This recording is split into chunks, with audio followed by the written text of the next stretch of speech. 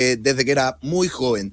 O'Higgins Huachipato fueron los encargados de abrir la fecha, el día viernes, en un O'Higgins que partió muy bien de local, que marcó diferencia y que se fue diluyendo con el correr de los partidos. Fue superado por Palestino y por pasajes del encuentro el día viernes, también fue superado por Huachipato.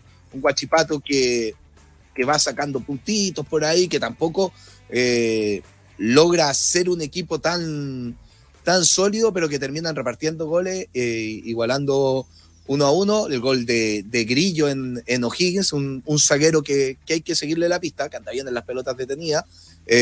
Gonzalo Montes había abierto la cuenta para Huachipato los primeros 15 minutos, pero como que el segundo tiempo en este partido fue diluyéndose, fue desapareciendo. Suman ambos equipos en lo que fue el inicio de la jornada, pero Nico, te quiero preguntar por Unión Española Everton, que terminan igualando un tanto contra uno, pero lo más interesante es que Everton juega mañana Copa Libertadores. Entonces, uno es el resultado, empató 1-1 con la Unión Española, pero mañana se enfrenta un equipo venezolano, al Monagas, y vamos a empezar a medir un poquito a los equipos chilenos en competencias internacionales también.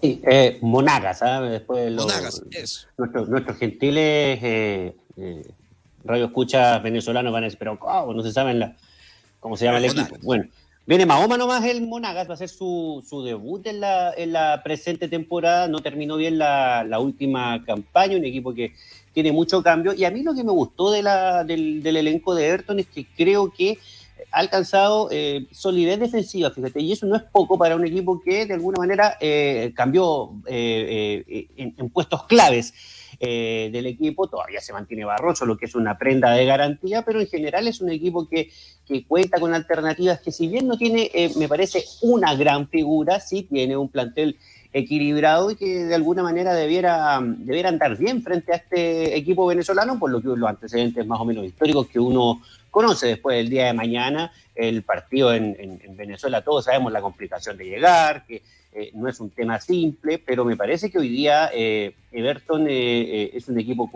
que tiene solidez, que sin embargo le falta todavía de mitad de cancha hacia adelante, pero que es un equipo que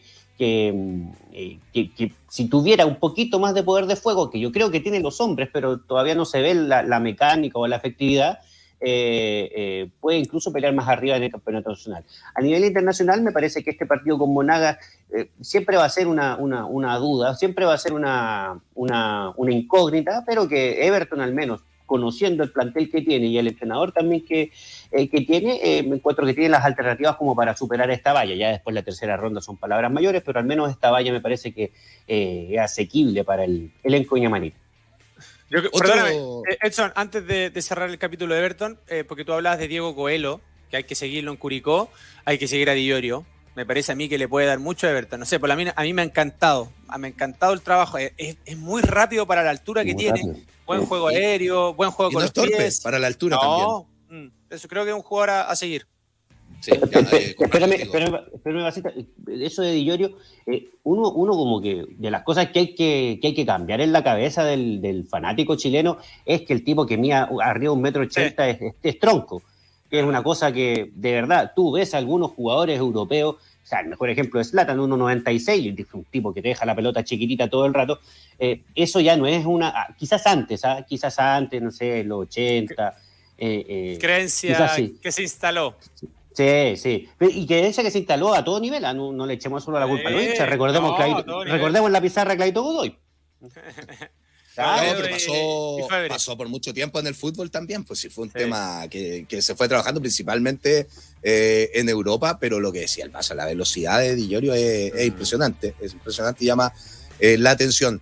Antofagasta 2, La Serena 2 en el Zorro del Desierto, parecía que iba muy bien la Serena, buen partido Leo Valencia, Matías Fernández anotando un gol, ratificando el buen momento que está viviendo. Por su parte en Antofagasta, Byron Nieto, otro jugador que hay que seguir. Byron Nieto, un jugador que maneja muy bien la banda, que centra bastante bien, llegó al gol en este partido, el gol del empate lo hace Gary Tello al final del encuentro, pero me quiero detener en el partido tal vez más polémico de la fecha, que es Coquimbo Palestino, un Palestino que se estaba imponiendo en el terreno de juego, baja mucho con la expulsión por doble amarilla de Carlos Villanueva. Agustín Faría había abierto el marcador, el propio Villanueva puesto el 2-0, se veía sólido Palestino.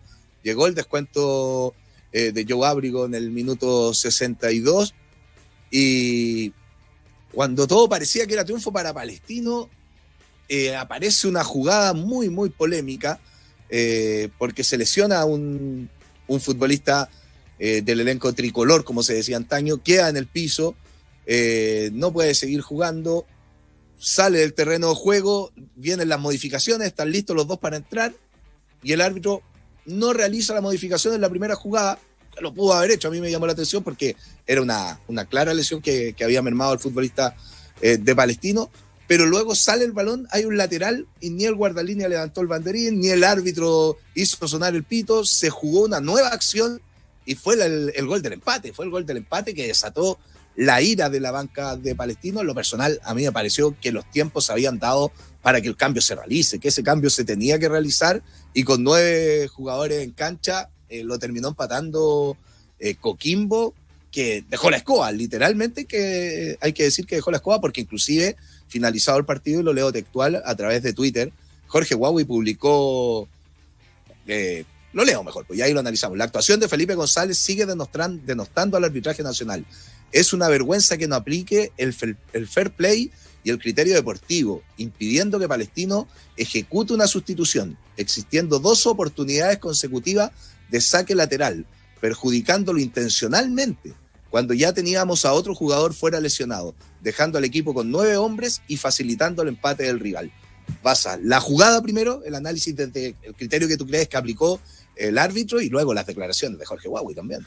No, yo creo que la jugada me generó la misma sensación de que tuvo 2 oportunidades para hacerlo. Yo creo que la primera más que la segunda, porque la segunda jugaron rápido. Para mí fue picardía de Coquimbo, que no le dio tiempo a nadie, que nadie se detuvo, qué sé yo, y jugaron rápido y una desconcentración allí. Bueno, con 9 también es complejo y vino el gol de Huanca. Pero me parece que la primera tuvo más tiempo para poder hacerla. A mí igual me llamó la atención. Ahora, de ahí a pensar de que lo quisieron perjudicar es otra cosa y es respetable, cada uno se hace cargo de sus palabras, pero yo no creo que haya habido una conspiración en contra de Palestino. Insisto, repito siempre lo mismo, estuve dentro y a veces la calentura post partido te hace escribir cosas en redes sociales que a lo mejor después las piensas con la almohada y te arrepientes, pero en este caso es el presidente del club que tendrá que seguramente hacerse cargo de lo que dijo, porque está hablando derechamente de que los quisieron perjudicar de una manera intencional. Ahora, hay que decir que también dentro del juego yo no vi que se cargara para un lado. Es más, le cobró un penal, que fue penal, que tuvo la posibilidad de ganar el partido palestino, el penal de Gauna sobre el Chucky Martínez, y que desperdició Jiménez. La única jugada que tuvo de contra Palestina, poder de capitalizar la única chance increíble si es que iba adentro, porque obviamente con 10 ya el partido tuvo un giro importante hacia Coquimbo, que lo terminó empatando, que como para cerrar el análisis que hiciste, modificó también, puso una línea de 3 para emparejar la cancha. En el primer tiempo no se vio muy bien, en el segundo mejoró, creo más por el futbolista que tenía de más en la cancha que por otra cosa, pero también es válido dar vuelta un 2-0, creo que tiene mucho que mejorar, lo sabe Graf y Palestino se mantienen ahí bien en la tabla, ahora enfrenta a la Católica en la próxima fecha. Sí, es increíble, nos queda un partido aún por analizar, así que ahí para que optimicemos los tiempos, pero esto de las declaraciones es complejo, Nico, porque Jorge Huawei fue candidato a la presidencia de la NFP, en algún momento está lo del preparador físico, que se escuchaba cómo gritaba ladrón ahí al borde del terreno de juego.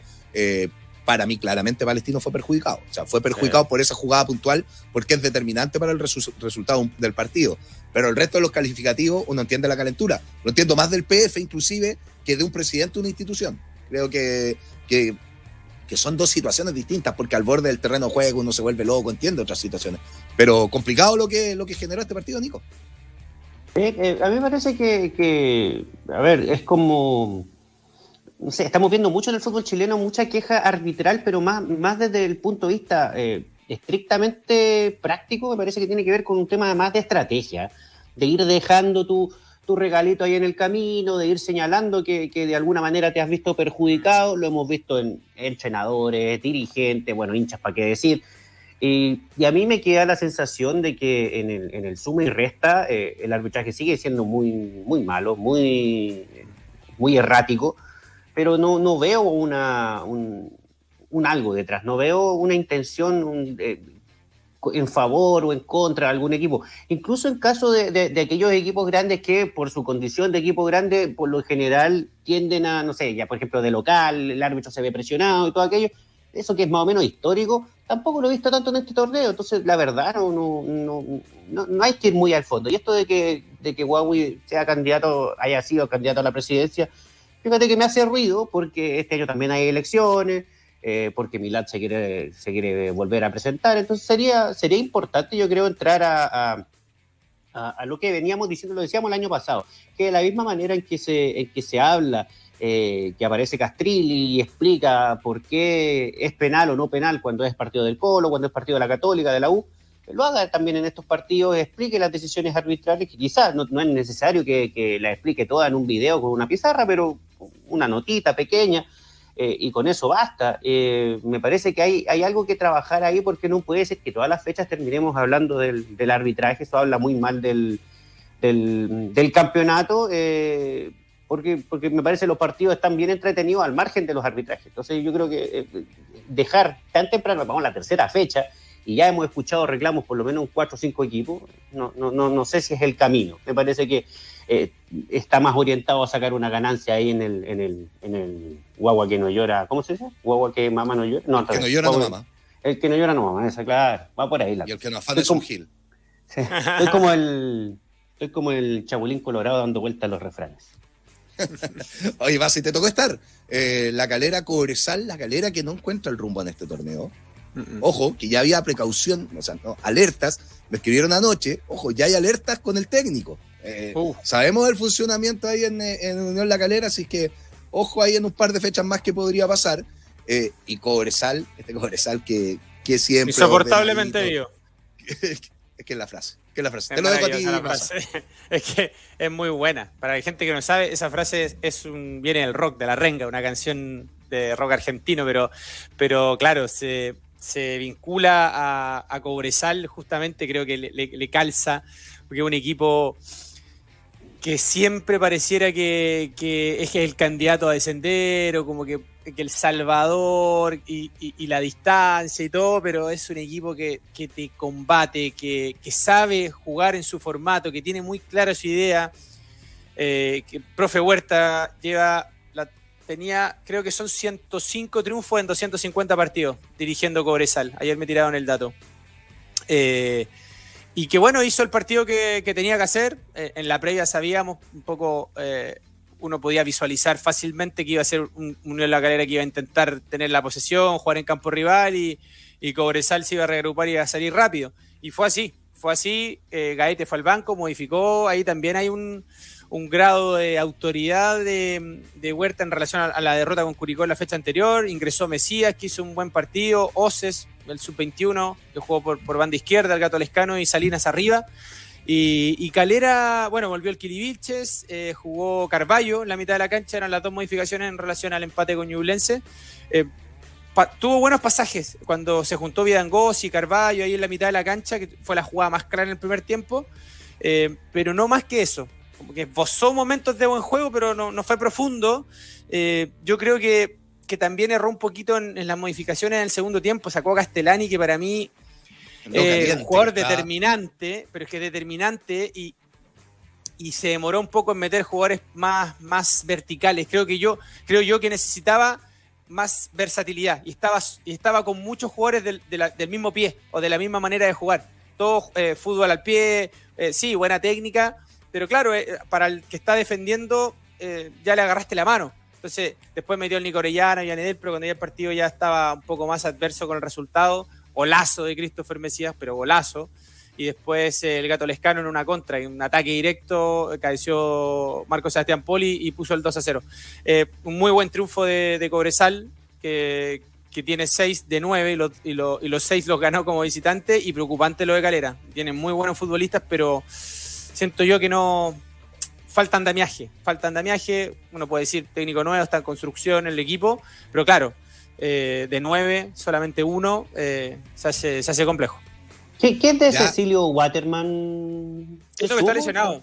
Sí, está en Cobresal, pero no ha podido. Sí. No, pues yo digo, interesante incrustación la que va a tener cuando lo precise, sobre todo para jugar de local, un tanque en que se puede confiar.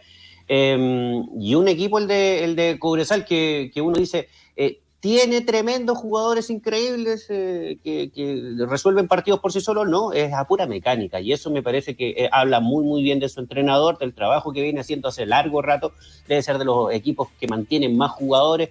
Ya en el primer tiempo había tenido la apertura de la cuenta en ese palo de Camargo, le pegó un fierro.